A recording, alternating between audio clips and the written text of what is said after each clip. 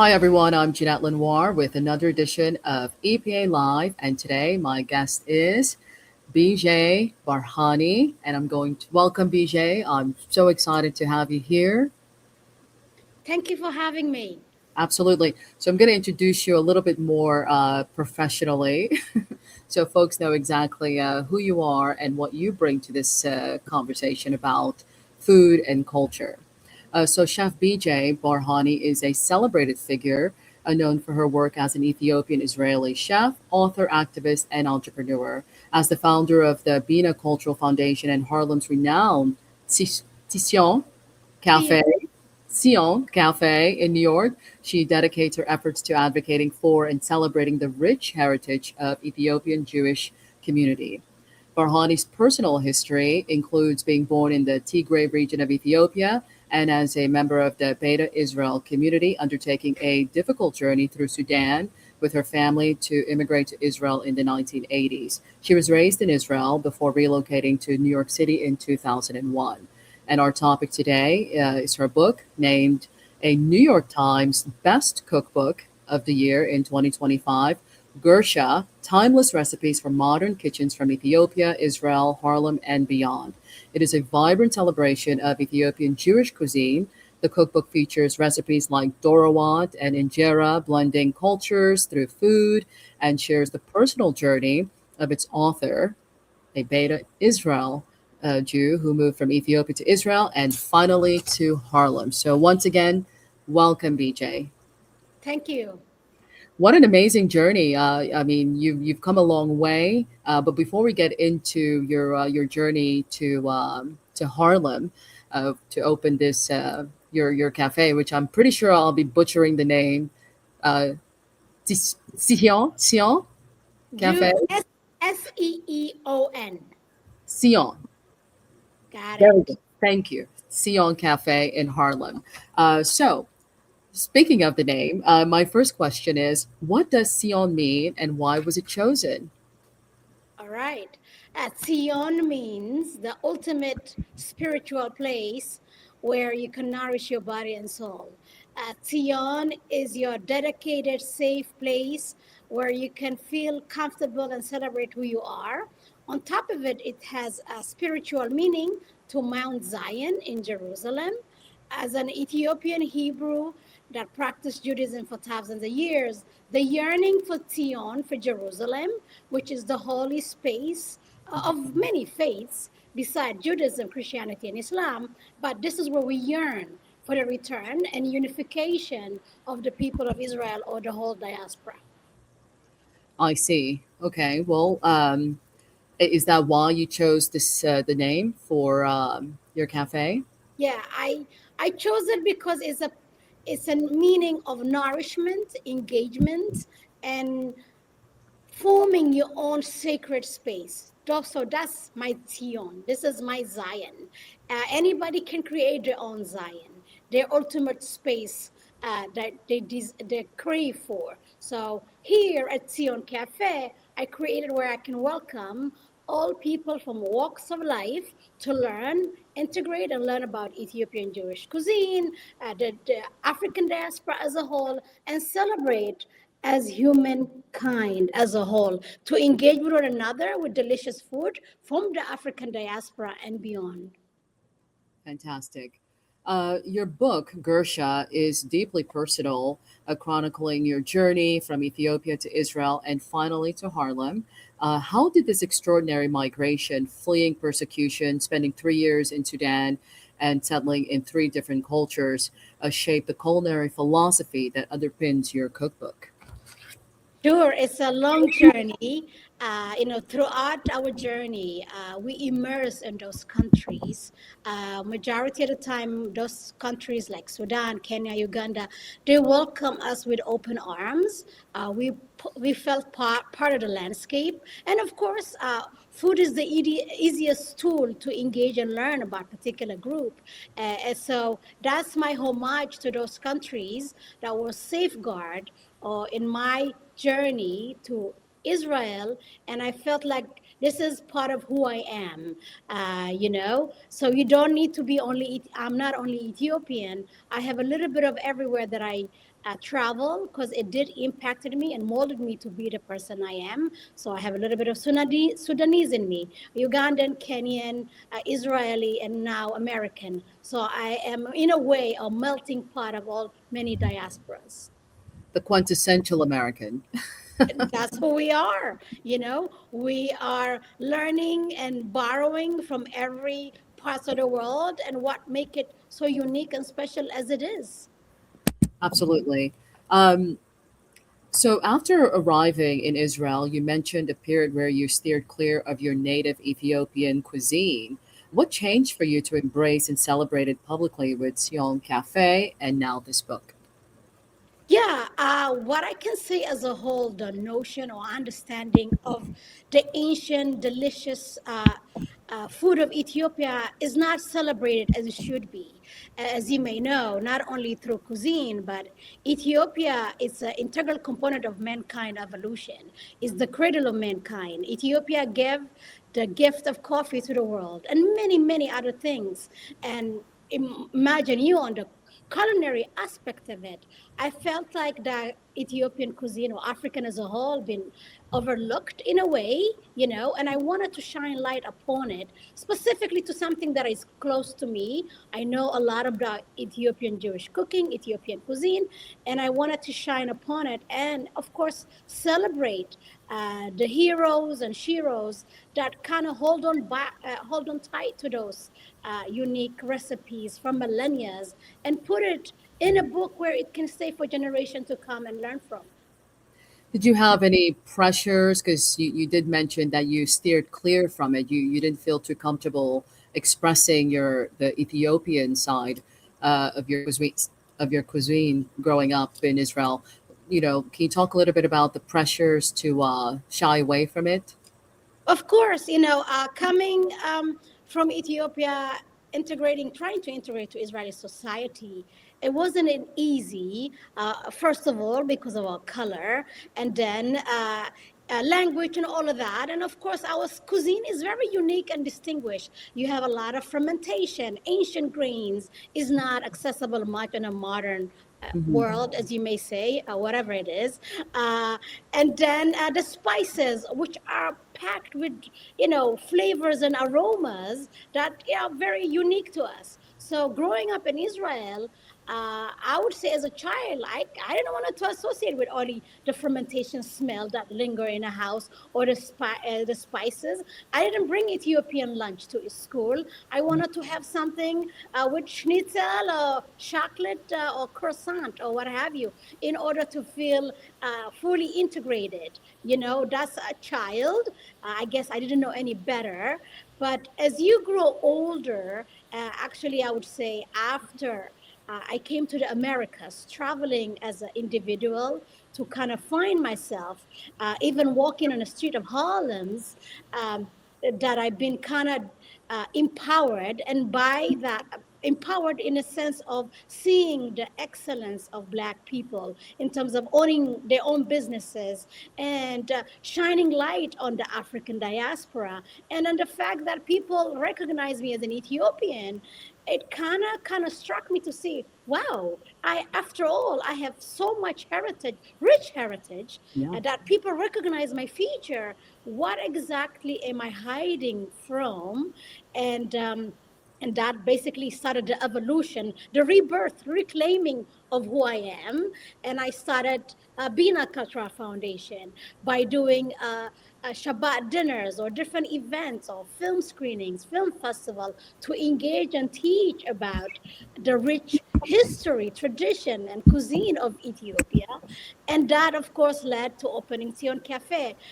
But it was a kind of awakening to embracing my rich, proud heritage, that in a way, you shy away, but you realize that's who you are, and you have to embrace it, celebrate it, and bring it to the world.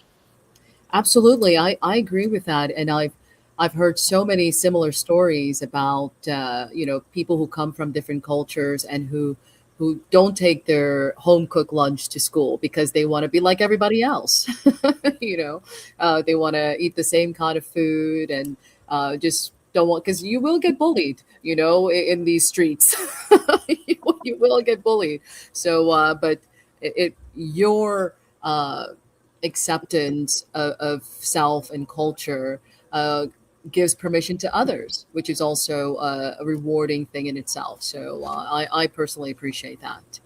Um, so the title of your book, Gersha, is a beautiful and central concept. Can you explain what it means and why it was the perfect name for this book?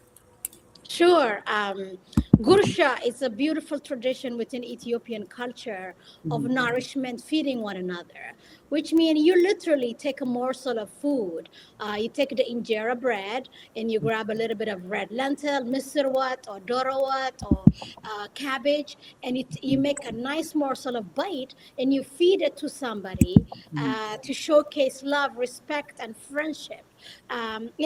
Everything is hands on, and I emphasize a lot on the hands, even on the cover of the book, because hands are the one who feed us, hands are the one who chop the food, hands are the one who prepare the food. So it's a homage to the hands that are very integral component of who you are. There is no shame in eating food with your hands. These are the first utensils given by God or by the creator, and might as well utilize it. And you may know as well that Ethiopian food is all about sharing, communal eating, and feeding one another.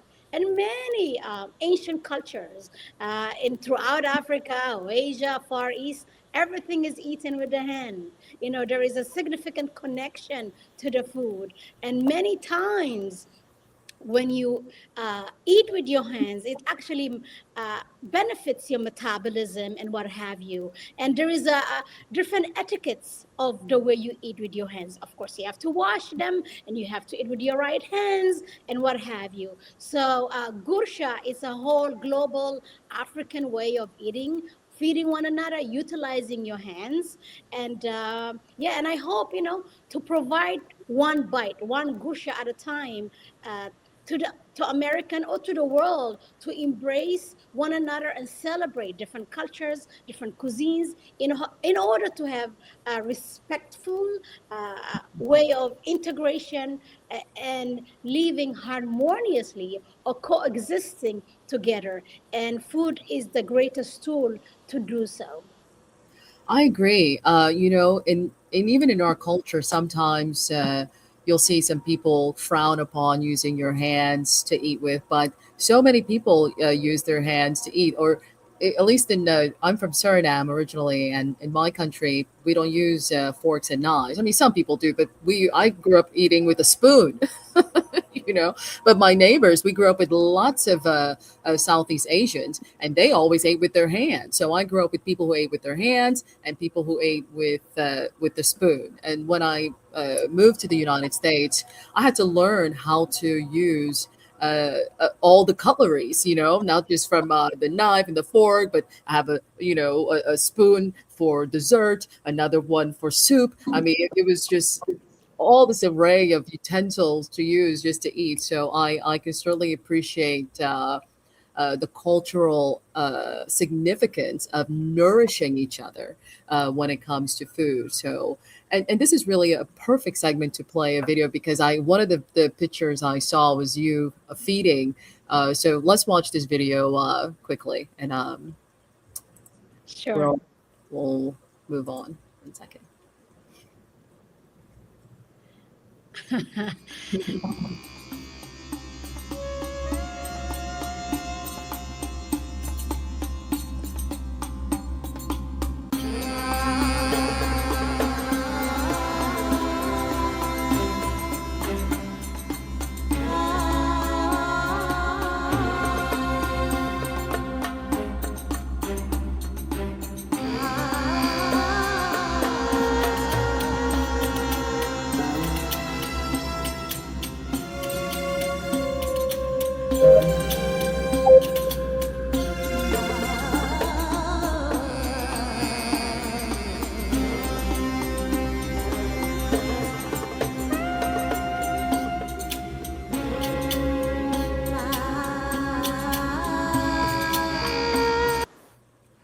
You know, Nice.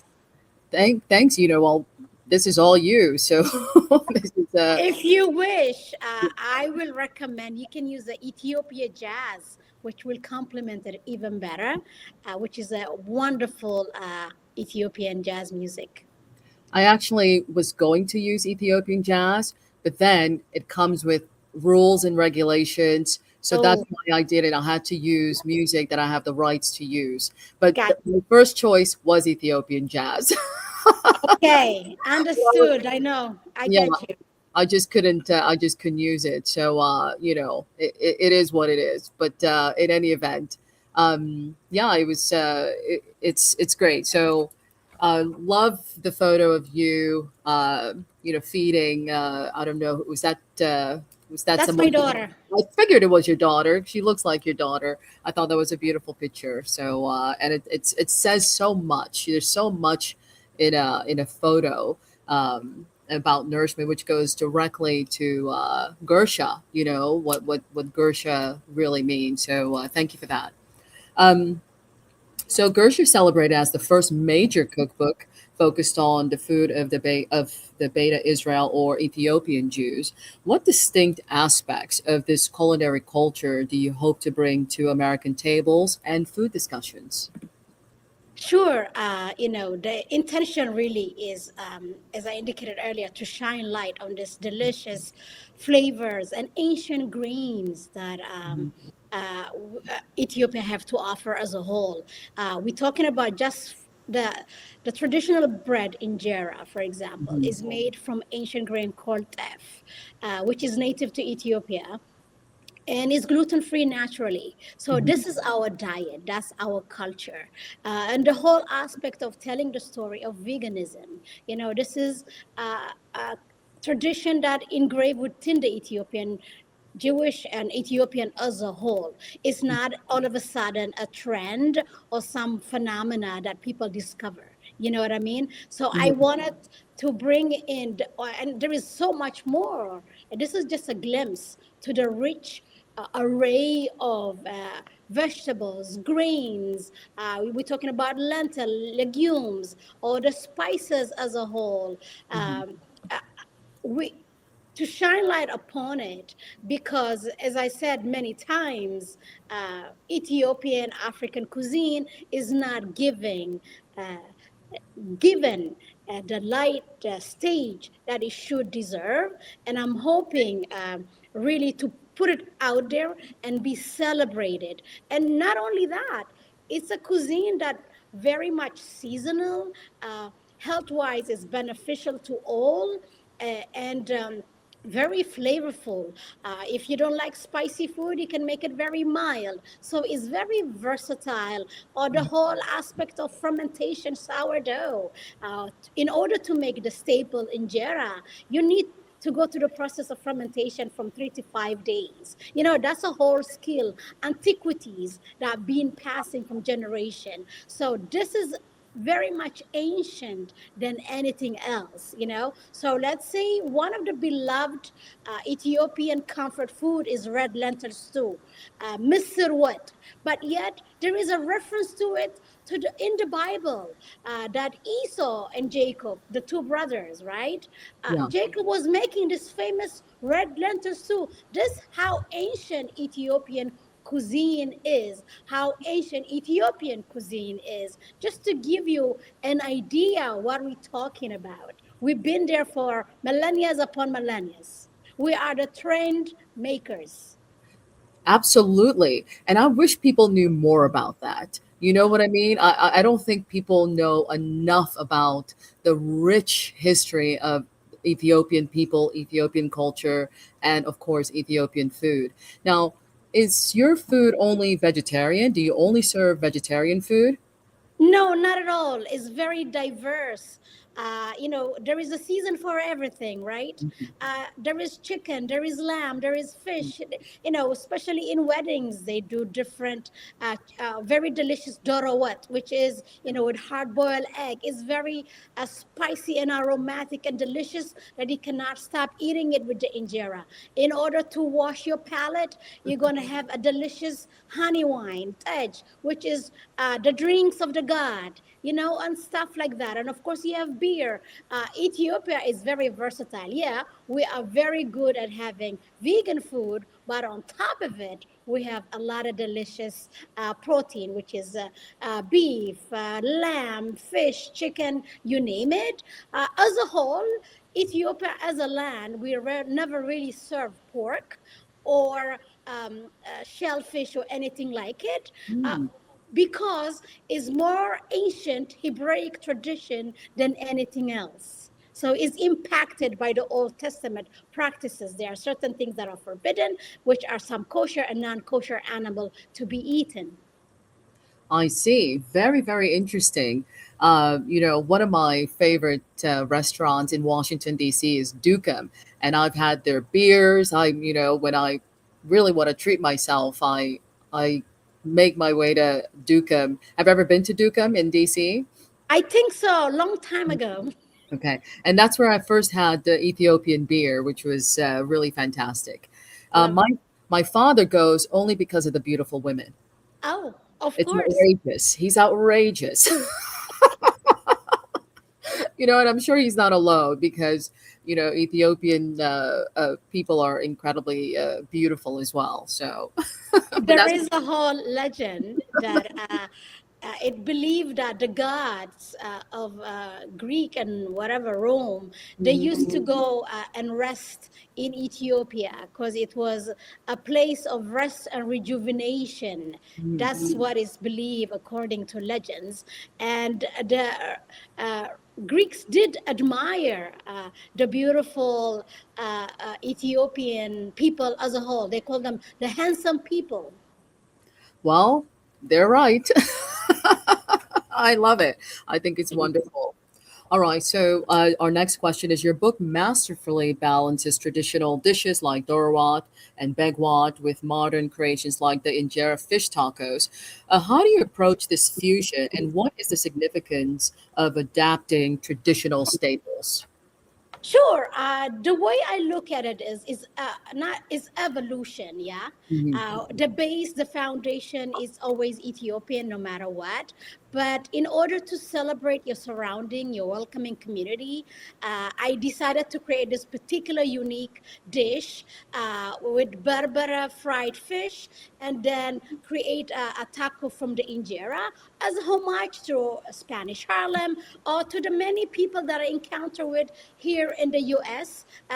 That's part of it. It's not necessarily kind of letting go of who you are. It's just embracing the new aspect, the new encounter, the new learning or integration for new style of cuisine. So regardless of whatever it is, Ethiopian will be the base, the foundation of it. But we have to involve in order to incorporate and learn from others as well.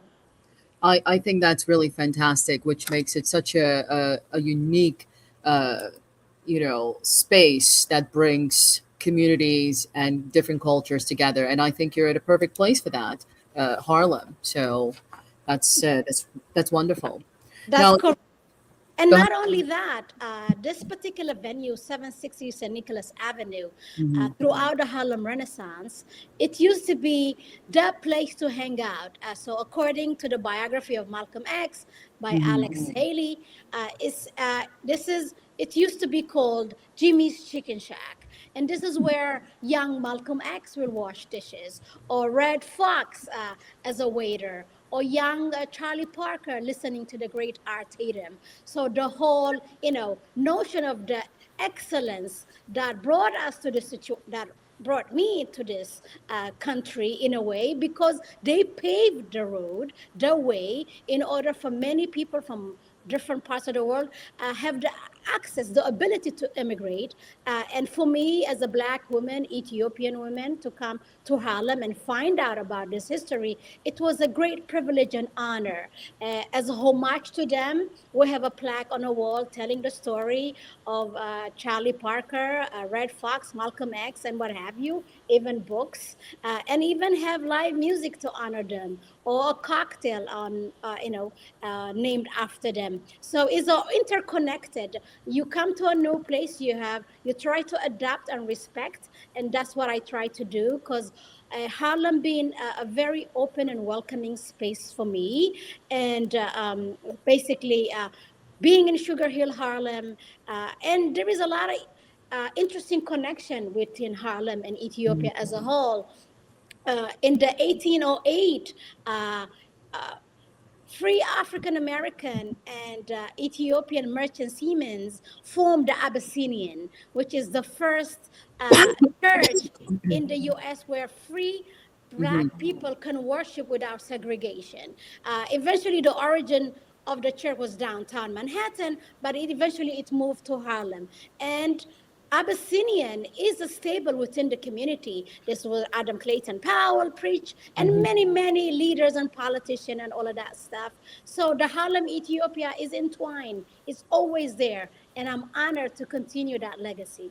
I love it. I think it's fantastic. It's almost like a new Harlem Renaissance taking root, Correct. with so many different contributions from our global community. You know, because we're more connected than not.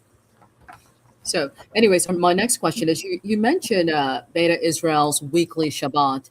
How does food play a role in marking this sacred day in your tradition in historic Harlem? Sure. Shabbat. Shabbat is a gift that was given to us as humans, a day of rest. If you don't want to have it on a Saturday, Friday night, you can have it any day. It's just the day to spiritually connect yourself, rest from the daily hustle. That could be your Shabbat, the day Mhm, of rest and giving thanks. mhm, Growing up in Israel and growing up in Ethiopia, the whole notion of what kept our tradition alive till today, which from millennia ago, is adhering to those practices. The anticipation for Shabbat. Shabbat is the queen of rest, and this is a day where you rejoice with your family, eat a delicious meal, you engage, you celebrate, you feed one another, you tell stories, and it's a wonderful way to connect with your immediate family. I know in modern day people are, in a hustle and bustle, busy with their thing, but take a day off to connect, have a meal with your family, ask your kids how was their week.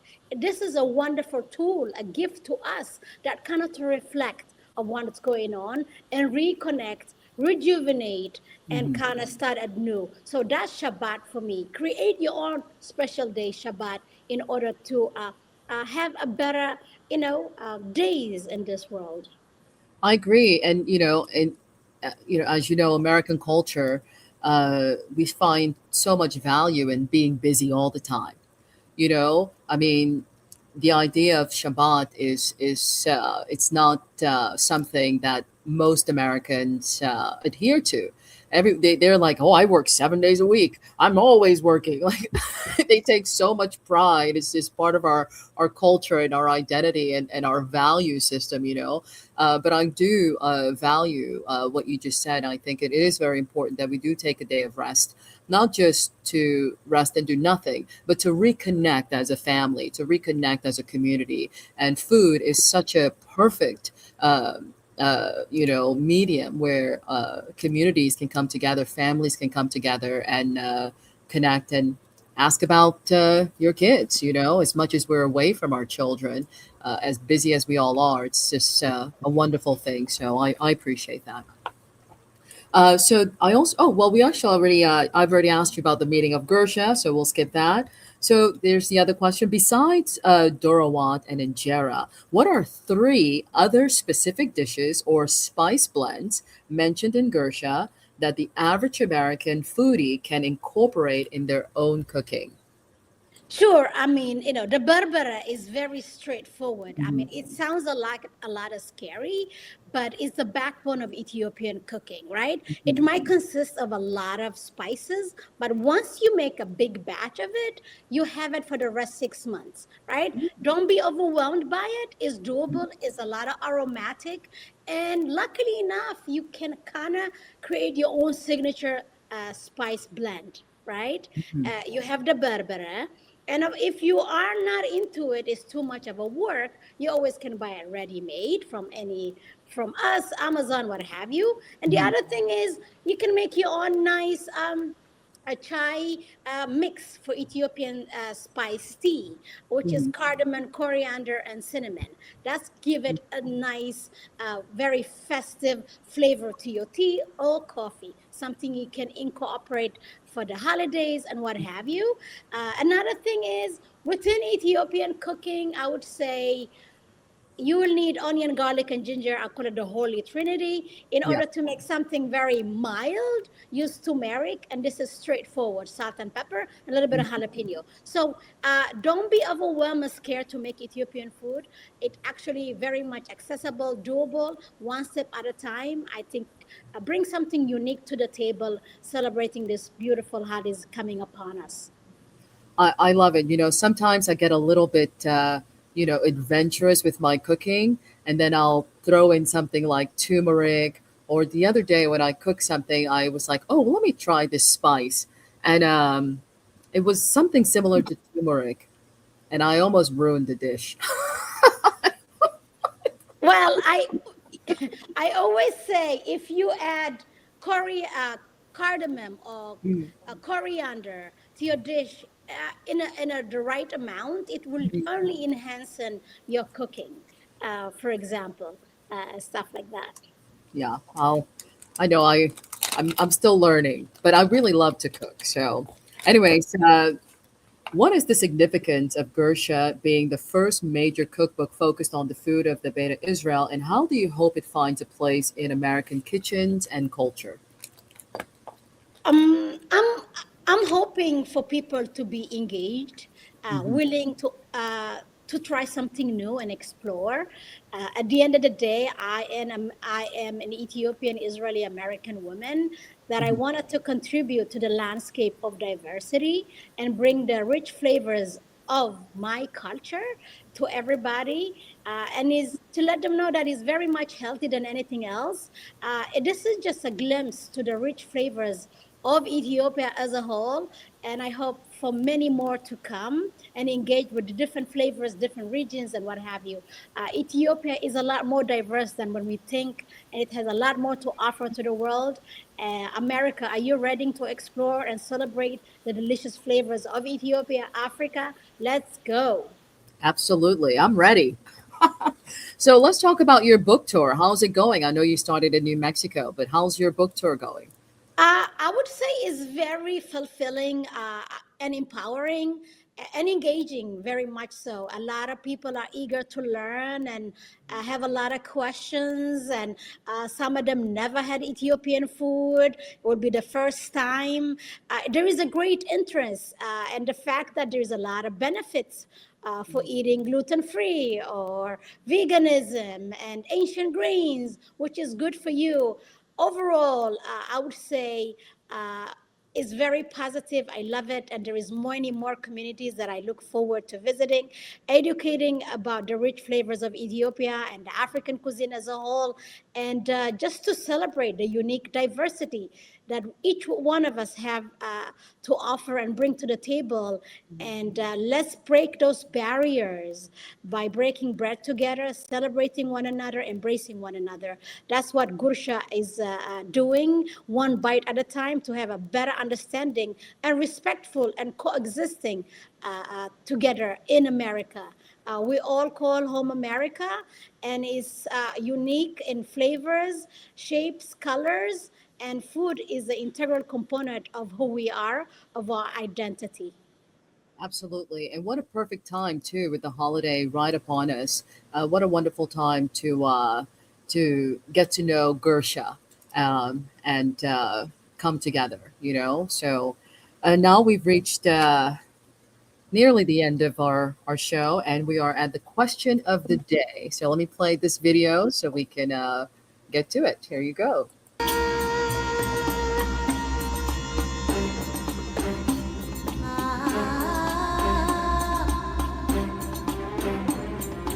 There's more of you, I think.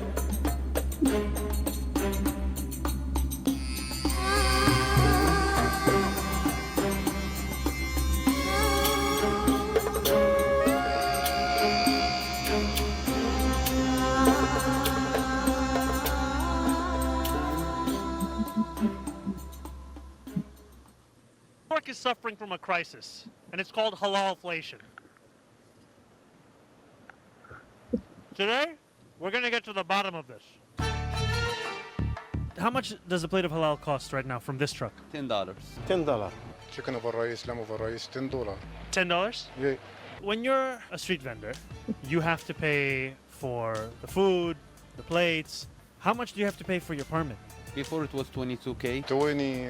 17,000. How much does a license cost if you get it from the city? I think 400. And who are you paying?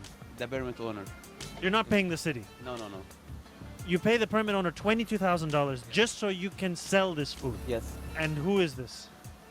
A random guy. Have you ever applied for a permit? Yeah, I'm applied and no come anything. It's long wait. Number 3,800 something. And After 2 years, you're number 3,800. yes.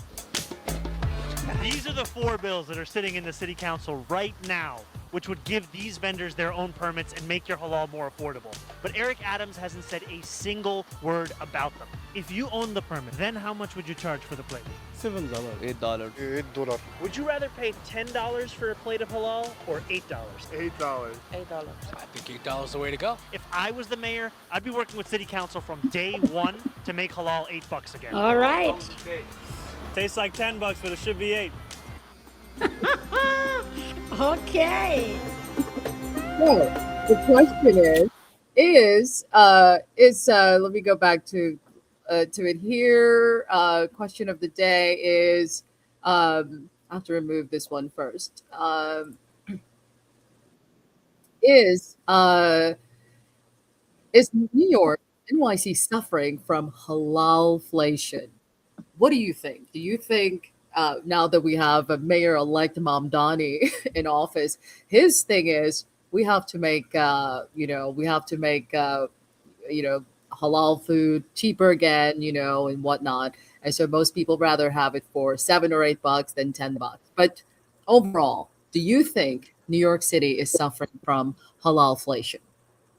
Well, to be honest, beside from seeing the video, to me, it is cheap, it's affordable, and you need to consider the price of the goods now. Protein, chicken is quite up there, and of course, labor as well. So I think they should charge $12 rather than $10 or $8. I think we have to value the people, the food, and it should increase the price. We should increase the price. So there's no halalflation. Everything, it should actually go up. It should, yes. All right. So the people can live in livable condition, livable wages. You know what I mean? Yeah. And all of that stuff. So we have to be fair. Okay. Well said. Thank you very much for that. So,